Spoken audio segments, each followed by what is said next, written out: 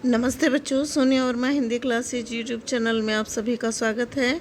और आज मैं सूफी काव्य धारा के सबसे प्रख्यात व्यक्तित्व जैसी और उनके साहित्य से संबंधित मुख्य प्रश्नों को आपके साथ साझा करने जा रही हूँ। आज की वीडियो लंबी किंतु महत्वपूर्ण होगी और इससे पहले मैं हिंदी साहित्य के इतिहास पर अपनी अंतिम महत्वपूर्ण वीडियो साझा कर चुकी हूँ, उसे आप ज़रूर देख लें। तो चलिए आज की वीडियो आरंभ करते हैं।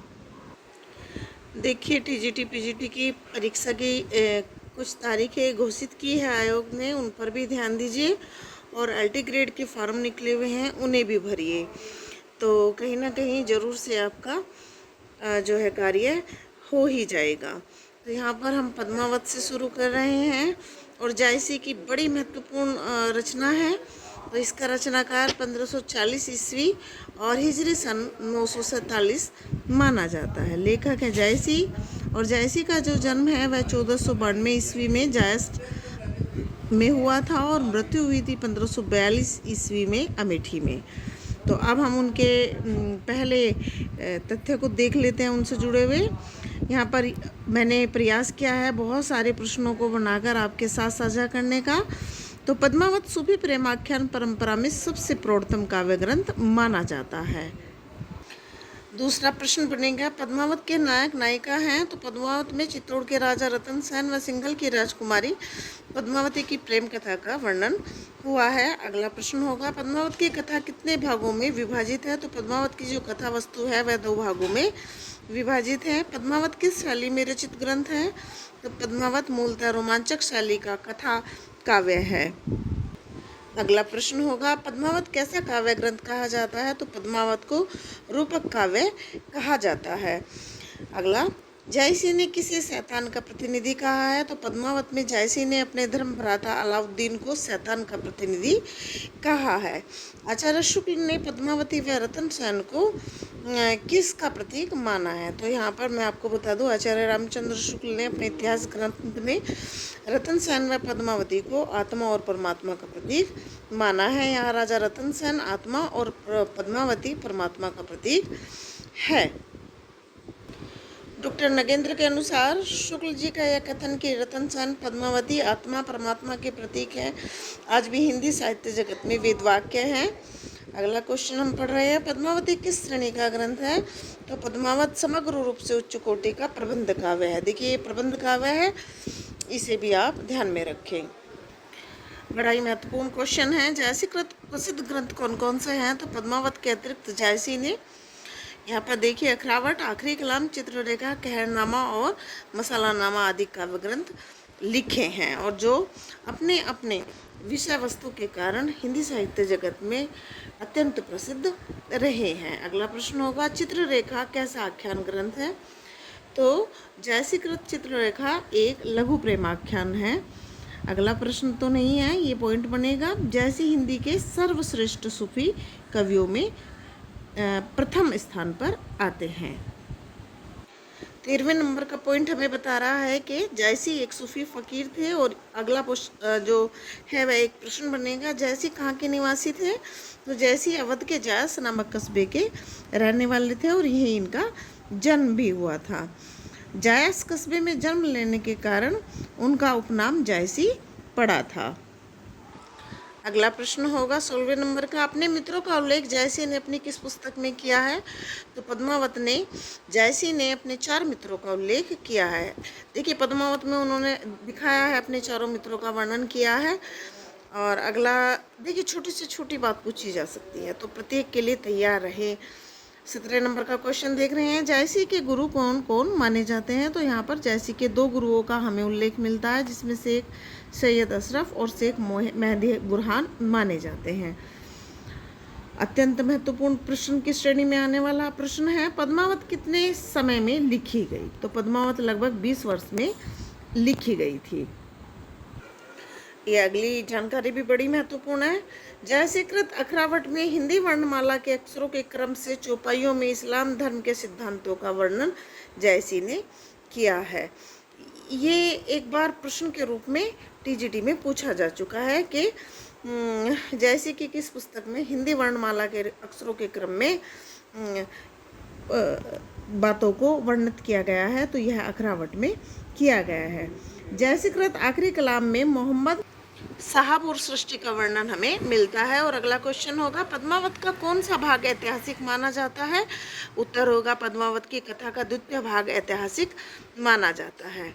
अगला बहुत महत्वपूर्ण क्वेश्चन है, किस आधुनिक कालीन ग्रंथ से पद्मावत की तुलना की जाती है? तो पद्मावत की तुलना रूपक काव्य ग्रंथ कामायनी से की जाती रही है। अगला, सर्वप्रथम किसने हिंदी साहित्य जगत का परिचय पद्मावत से कराया? तो पद्मावत का परिचय हिंदी साहित्य को सर्वप्रथम आचार्य शुक्ल ने कराया था, यानी कि इससे पहले ये पुस्तक इतनी ज्ञात नहीं थी। जब आचार्य शुक्ल ने इस पर शोध किया, जैसी पर शोध किया, तो उन्होंने इसका परिचय हिंदी साहित्य जगत को दिया था। 24वें नंबर के तथ्य को देख रहे हैं। जैसी देखने में कुरूप और काने थे। देखिए, जब वो शेरशाह सूरी से मिलने के लिए गए तो शेरशाह उन्हें देखकर हंस पड़े। तब जैसी ने कहा, मोही का हंसेसी की कहो रही, यानी कि मुझ पर हंस रहे हो या उस मुझ बनाने वाले कुम्हार पर। तो यह बात सुनकर शेरशाह चुप हो गए थे और जैसी के विद्वत्ता के प्रशंसक बन गए थे। 25वें नंबर के प्रश्न को देख रहे हैं। किस राजघराने में जायसी का बड़ा मान था? तो अमेठी राजघराने में जायसी का बड़ा मान सम्मान था, क्योंकि ऐसा माना जाता है कि अमेठी राजघराने में जो पुत्र प्राप्ति हुई थी वह इसी ही सूफी फकीर के आशीर्वाद स्वरूप हुई थी। अगला क्वेश्चन देख रहे हैं 26 नंबर का, बहुत ही महत्वपूर्ण है। आचार्य शुक्ल ने पद्मावत को कैसा ग्रंथ घोषित किया? तो आचार्य रामचंद्र शुक्ल ने पद्मावत को फारसी मसनवी शैली का महाकाव्य घोषित किया था। डॉक्टर शंभुनाथ सिंह ने पद्मावत को प्रतीकात्मक काव्य माना है। 28 नंबर के क्वेश्चन को देख रहे हैं। पद्मावत किस छंदशाली में लिखा गया है? तो जैसी ने पद्मावत की रचना भाषा चौपाई में की है। 29वें नंबर के पॉइंट को देख रहे हैं। पद्मावत का अनुवाद कहाँ तक हुआ? तो सुदूर बंगाल तक इसका अनुवाद या अनुदित पुस्तकें मिलती हैं। एक और महत्वपूर्ण सूचना, पद्मावत और कामायनी दोनों ग्रंथों के रूपकों में गहरा साम्य है, यानी कि यह भी रूपक काव्य है और दोनों का जो कथा वस्तु है, दोनों की जो प्रेम की मार्मिक अभिव्यक्ति है, वह एक ही समतल भूमि पर पाई जाती है। अब हम 31वें नंबर के प्रश्न को देख रहे हैं। पद्मावत किस भाषा में लिखा गया? तो पद्मावत अवधी भाषा में लिखा गया ग्रंथ है। पद्मावत पर सर्वप्रथम किसने शोध किया? तो पद्मावत पर जो सबसे पहले पाठ शोध किया था डॉक्टर माता प्रसाद गुप्त और डॉक्टर वासुदेव शरण अग्रवाल जी ने किया था। तो अब अगला जो क्वेश्चन है वह है, जायसी कैसे कवि कहे जाते हैं? तो जायसी को रहस्यवादी कवि कहा जाता है।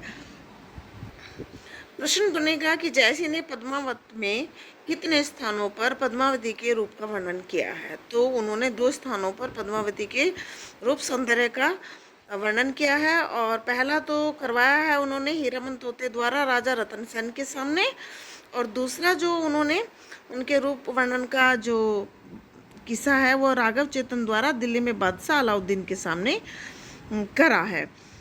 अगला, अपने जन्म के संबंध में जायसी ने किस ग्रंथ में लिखा है? तो जायसी ने अपने जन्म के संबंध में अपनी पुस्तक आखिरी कलाम में लिखा है। अगला एक विवरण है, जायसी के जन्म के समय भूकंप आया था। और अगला क्वेश्चन बनेगा, कौन पद्मावत को रूपक काव्य नहीं मानते हैं? तो आचार्य हजारी प्रसाद द्विवेदी पद्मावत को रूपक काव्य नहीं मानते हैं। पद्मावत को सर्वप्रथम प्रकाश में लाने का श्रेय आचार्य शुक्ल को जाता है। और अगला बहुत महत्वपूर्ण है, पद्मावत में कितने खंड हैं? तो पद्मावत में कुल 57 खंड हैं। अगला, पद्मावत का सर्वाधिक प्रसिद्ध खंड कौन सा है? तो पद्मावत का सर्वाधिक प्रसिद्ध खंड नागमती वियोग खंड है, जो हिंदी साहित्य की अनुपम निधि माना जाता है। यदि आपको याद हो तो आप जो बच्चे हाई स्कूल में हिंदी पढ़े हैं उन्हें ये बात ज़रूर से पता होगी कि हाई स्कूल और इंटर में नागमती वियोग वर्णन करके एक पाठ आता है जो हम सब ने ही पढ़ा है, जिसमें नागमती के 12 मासी वियोग का वर्णन हम पढ़े हैं। अगला क्वेश्चन बनेगा, पद्मावत के अनुच्छेद क्या कहलाते हैं? तो पद्मावत के अनुच्छेदों को खंड कहा जाता है। जायसी ने कितने प्रकार के राजाओं का उल्लेख किया है। तो जयसी ने अपनी पुस्तक में 3 प्रकार के राजाओं का उल्लेख किया है, जिसमें गजपति, नरपति व अश्वपति राजा उल्लिखित हैं। और अगला और अंतिम इस वीडियो का प्रश्न होगा, पद्मावत का बंगला अनुवाद किसने कराया था? तो अराकान राज्य के वजीर मगन ठाकुर ने सन 1650 ईस्वी में आलो जाला कवि से पद्मावत का बंगला में अनुवाद कराया था। आशा करती हूँ आज की वीडियो आपके लिए उपयोगी सिद्ध होगी। ऐसी ही नवीन जानकारी से युक्त कल की वीडियो होगी। 2 दिन तक मैं लगातार वीडियो अपलोड नहीं कर पाई क्योंकि मेरा स्वास्थ्य ठीक नहीं था, इसके लिए क्षमा प्रार्थी हूँ। और यदि आज की वीडियो पसंद आए तो वीडियो को लाइक कीजिए, चैनल को सब्सक्राइब कीजिए और अपनी जो तैयारी है उसे बहुत तेज़ी के साथ कंप्लीट करना आरंभ कीजिए। किसी कंटेंट पर फंसे हुए हैं तो मैंने बहुत सारे कंटेंट अपने चैनल पर अपलोड किए हुए हैं, आप मेरे चैनल पर जाकर उन्हें देख सकते हैं। चलिए कल मिलते हैं, तब तक के लिए नमस्ते, धन्यवाद।